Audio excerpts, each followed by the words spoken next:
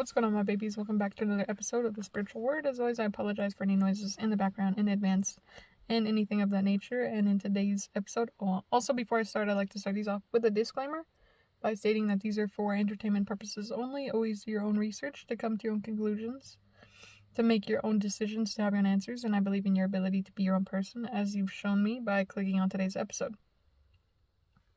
So, in the last couple of episodes, we're talking about the thing and what the thing is, basically consciousness, and talking about consciousness and what that is.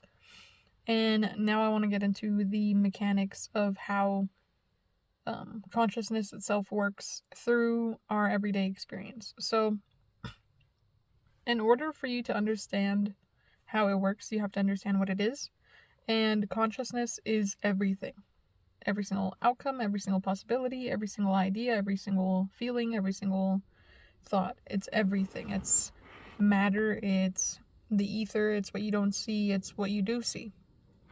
And so, once you conceptualize and understand and grasp the fact that I'm consciousness, your consciousness, my car is consciousness, the paper, everything that you have ever seen is consciousness, and it's a part of consciousness.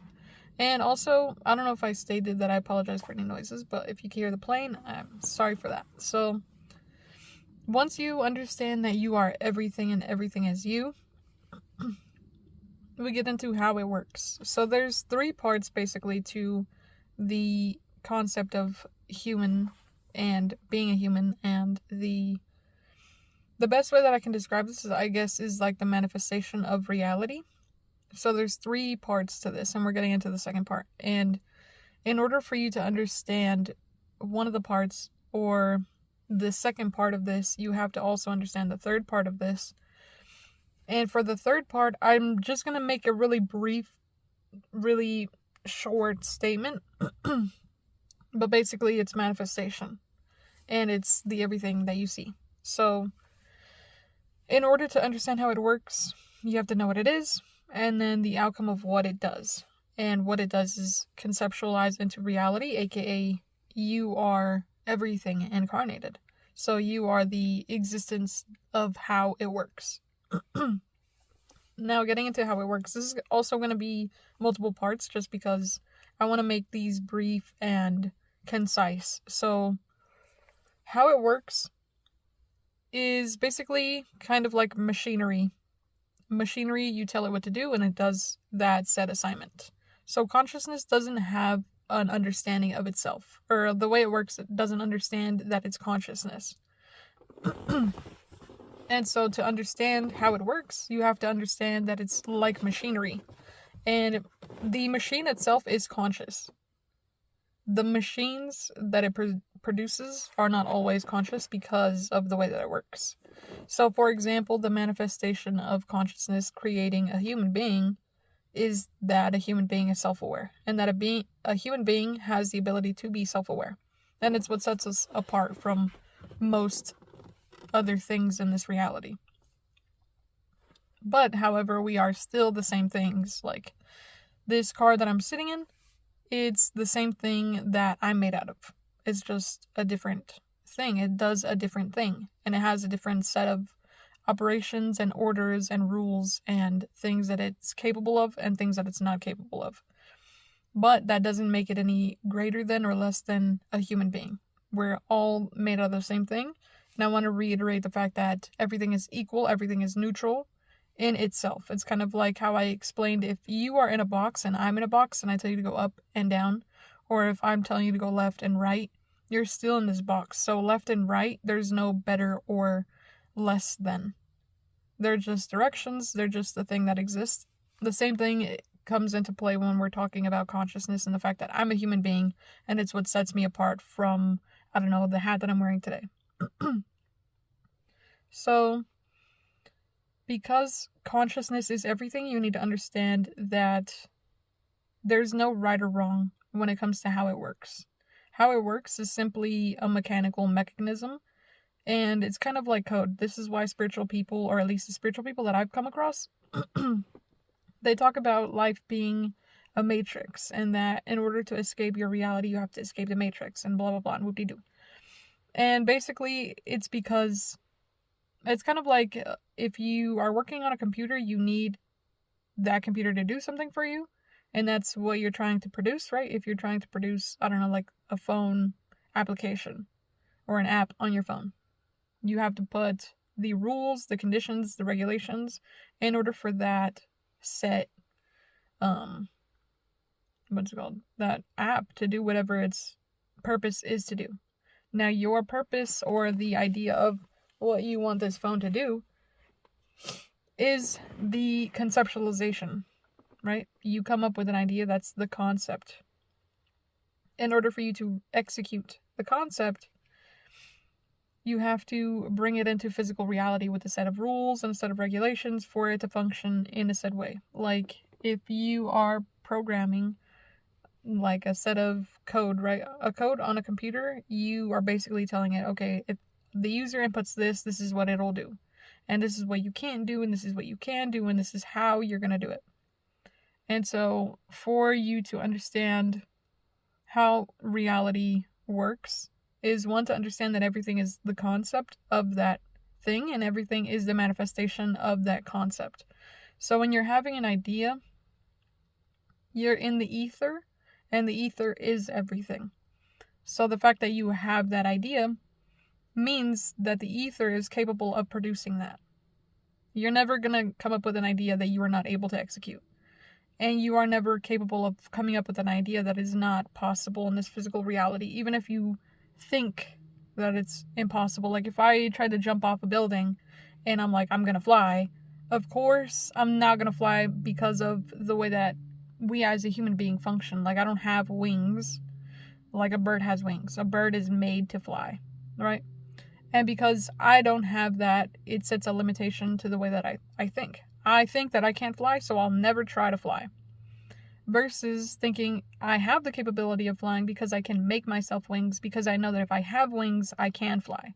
There's no limitation. The only limitation that exists is the one that we set on ourselves. So, how does this work? There's no clear and concise way to get the way that it works across, just because in order to understand one, you have to understand all three of the concepts that I'm giving to you. And if you don't understand the concept of it, then it won't work for you, if that makes sense. Like, I always talk about how your beliefs create this reality, but your beliefs are the ether. The beliefs are the limitations that you're setting on yourself. So if you believe that you're never going to be whatever you're trying to be is God. And it's God expressing itself through you. Consciousness, everything is God. Nothing is God. The oblivion is God. The whatever you think of as God, that's God, right? And when you have an idea, that's God telling you, this is my idea, based on the person that you are right now.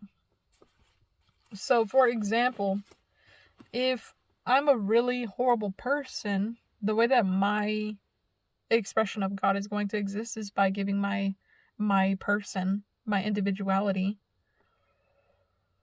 a string of ideas or a string of beliefs that will back up that person.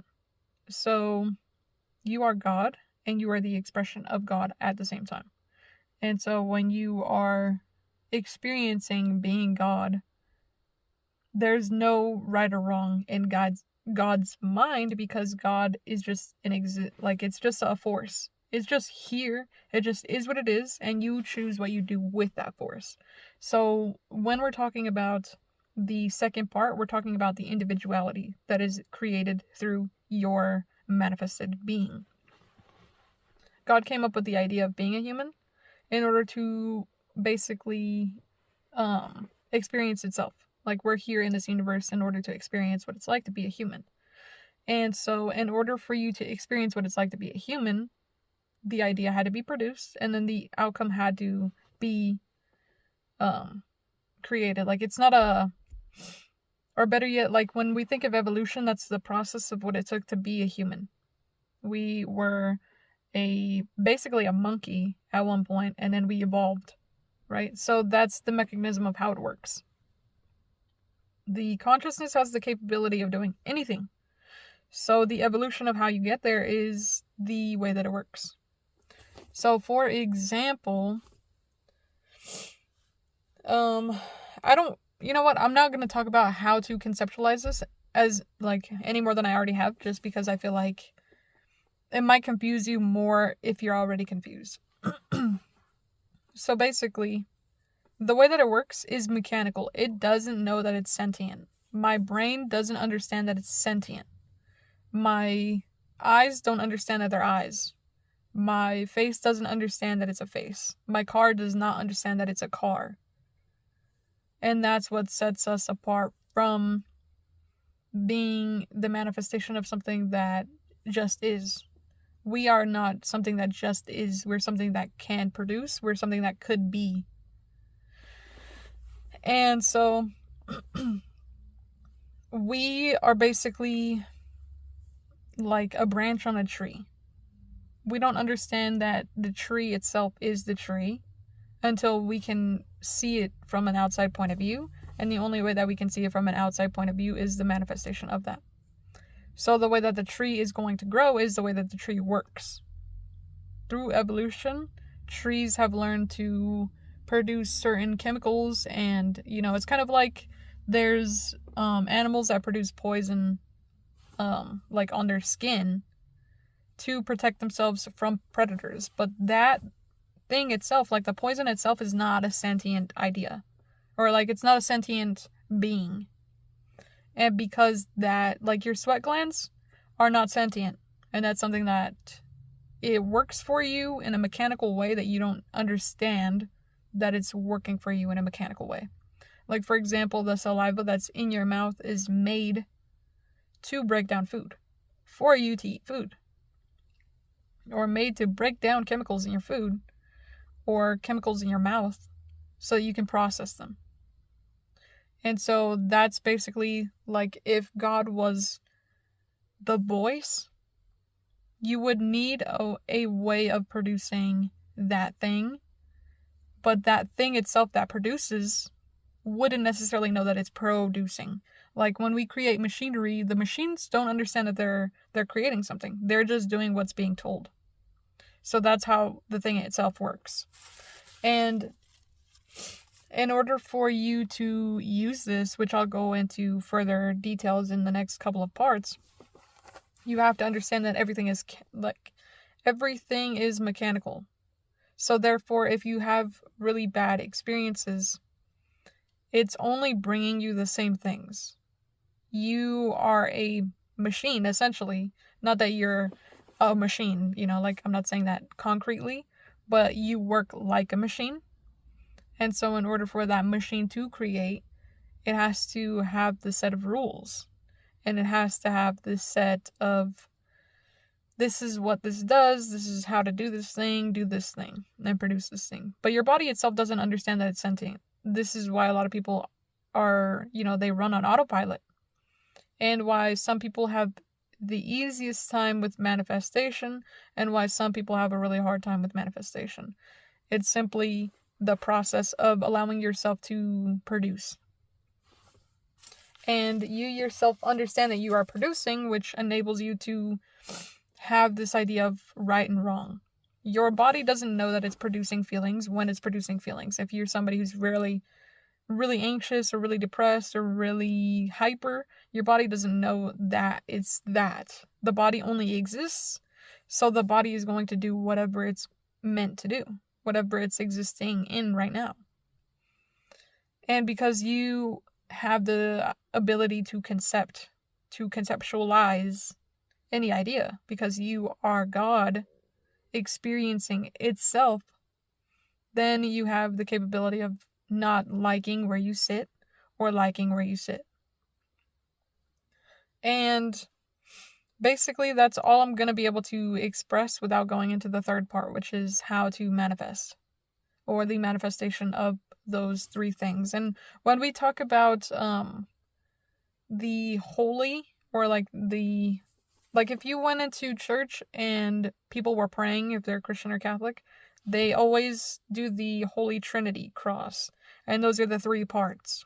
they don't understand that those are the three parts, but they are the three parts. And so because of that, it's kind of like a braid. You can't have a braid if there's not three parts folding into itself.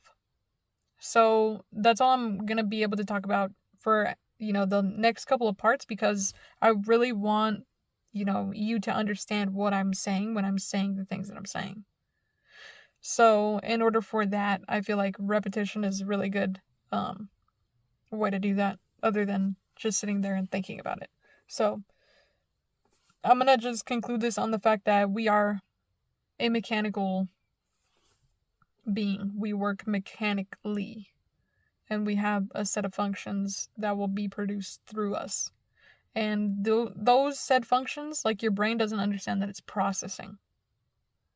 Your body doesn't understand that it has feelings.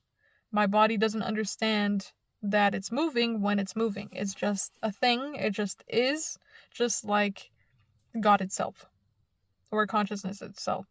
Consciousness is the thing itself. And in order for that thing to be created, there has to be a mechanical or a set of functions for that manifestation of the thing to occur. Like, if my conceptualized idea, my expression of God is to go to the store, what's going to help me get to the store? Either my body, or maybe I decide to take a car. The car itself doesn't know that it's driving. The car is just doing what it's told to be doing. And that's how it works. Your body doesn't understand that it's feeling. It just feels. Your body doesn't understand that it's thinking. It just thinks. But however, your consciousness, your God, the God in you, the mind, the thing itself, does understand that you are thinking. And it does understand that you are feeling. And this could be a huge reason on why people see black and white, or see in black and white. And I'm not talking about colorblind people, okay? I'm talking about good, bad, up, down, evil, not evil. The duality of this experience could be derived from the fact that you actually are experiencing your body being a mechanical thing, but your brain not being a mechanical thing. Or your mind. I don't want to say brain, because your brain is also a mechanical thing. Your mind, or your God consciousness, is not mechanical. It has no limitation. And so that could be a reason why people think in black and white, but I'm not going to get into that. So I'm end this here. Thanks for tuning in and tapping in. I upload Monday through Friday. If science, spirituality, psychology, self-help, science, philosophy are something that you're interested in, then I recommend subbing or following. And I upload an audio version of this anywhere you can find audio podcasts, and I have a video version of this on YouTube, and they're both called The Spiritual Word. And with that being said, thanks for tuning in and tapping in. I'll see you in the next one. Peace.